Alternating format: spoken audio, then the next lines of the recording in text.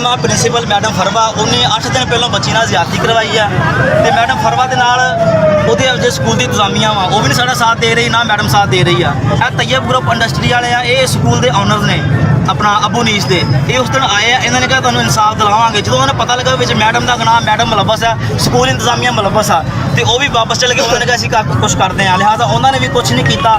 School ਦੇ main gate ਤੇ 8 ਕੈਮਰੇ ਲੱਗੇ ਆ, ਉਹਨਾਂ 8 ਕੈਮਰੇ ਕਹਿੰਦੇ ਸਾਡੇ 8 ਦੇ 8 ਹੀ ਕੈਮਰੇ ਖਰਾਬ ਹੋ ਗਏ ਆ।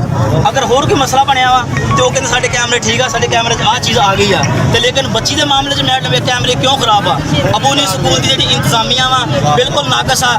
ਤੈਯਬ ਗਰੁੱਪ ਇੰਡਸਟਰੀ ਜਿਹੜੇ ਇਸ ਆਪਣਾ ਸਕੂਲ ਦੇ ਕਾਲਜ ਦੇ ਆਨਰਸ ਨੇ, ਲੇਕਿਨ ਉਹ ਵੀ ਸਾਥ ਨਹੀਂ ਦੇ ਰਹੇ। ਉਸ ਦਿਨ ਆਏ ਸੀ, ਉਹਨਾਂ ਨੇ ਆਵਾਮ ਨੂੰ ਲੋਲੀਪੌਪ ਦਿੱਤਾ ਤੇ ਦੇ ਕੇ ਚਲੇ ਗਏ। ਜਿਹੜੀ ਸਕੂਲ ਦੀ ਇੰਤਜ਼ਾਮੀਆਂ ਮੈਡਮ ਫਰਵਾ ਉਹ ਵਿੱਚ ਮੁਲੱਵਸ ਆ, ਉਹਨੂੰ ਪਤਾ ਵਾ ਮੁਜਰਮ ਕਿਹੜਾ ਵਾ। ਲਿਆ ਸਾਨੂੰ ਮੈਡਮ ਫਰਵਾ ਚਾਹੀਦੀ ਆ।